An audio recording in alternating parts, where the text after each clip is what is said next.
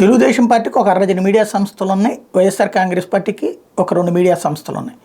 తటస్థంగా ఉన్న 2 మీడియా సంస్థలను కూడా వాళ్ళ ఖాతాలో కలిపేస్తుంటుంది తెలుగుదేశం పార్టీ. ఎందుకంటే వాళ్ళకి అనుకూలంగా చేయట్లేదు కాబట్టి. అది పక్కన పెడితే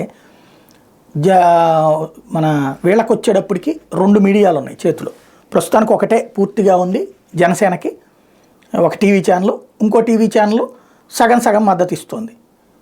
ఇది పక్కన పెడితే వీళ్ళెవరూ టచ్ చేయనటువంటి ఒక అంశాన్ని, అది చంద్రబాబు మీద ద్వేషంతోనైనా జనసేనాని మర్చిపోయినటువంటి అంశాన్ని జన సైనికులకు గుర్తు చేస్తోంది సాక్షి. దాంట్లో కీలకం ఏంటయ్యా అంటే, గత ఎన్నికల్లో జనసేనకు కేవలం 7,633 ఓట్లు మాత్రం వచ్చి నెల్లిమర్ల లాంటి బలహీన స్థానాలు పొత్తు పేరుతో చంద్రబాబు ఆ పార్టీకి మరోసారి కేటాయింపు చేశారు. అనకాపల్లి అసెంబ్లీ స్థానంలో గత ఎన్నికల్లో జనసేనకు 11,968 ఓట్లు వచ్చినాయి.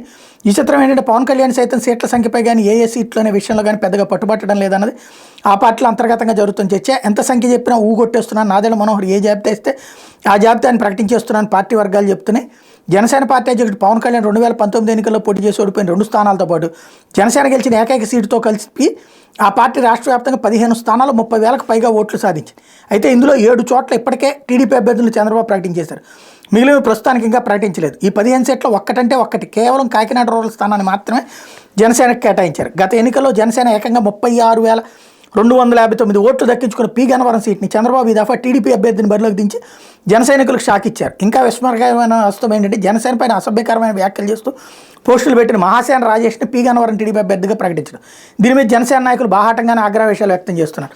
మరోవైపు విజయవాడ తూర్పులో జనసేన అభ్యర్థికి 30,137 ఓట్లు, విజయవాడ సెంటర్లో జనసేనతో మిత్రపక్షంగా నాడు పోటీ చేసిన సిపిఎం అభ్యర్థికి 29,333 ఓట్లు రాగా, ఈసారి 2 స్థానాల్లోనూ చంద్రబాబు ఇప్పటికే టీడీపీ అభ్యర్థులను ప్రకటించేశారు. ఇక నగరంలో మిగిలిన విజయవాడ పశ్చిమ స్థానమే.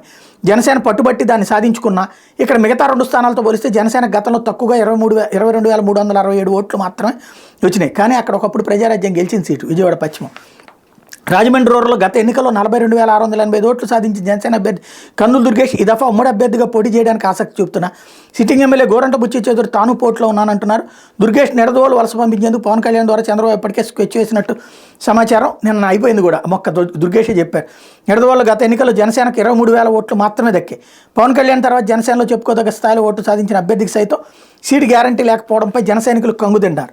ఇప్పుడు తణుకు శాసనసభ నియోజకవర్గం గత ఎన్నికల్లో జనసేన అభ్యర్థికి 31,921 ఓట్లు వచ్చినాయి.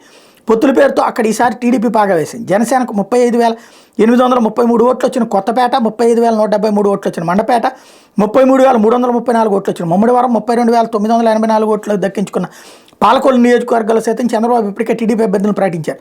తణుకు పర్యటన సందర్భంగా స్థానిక జనసేన ఇన్ఛార్జిని గెలిపించుకుందామంటూ ప్రకటన చేసిన పవన్ కళ్యాణ్ పొత్తుల పేరుతో ఆ స్థానాన్ని టీడీపీకి అప్పగించడం మాత్రం జనసేన కార్యకర్తలకే మింగుడు పడట్లేదు.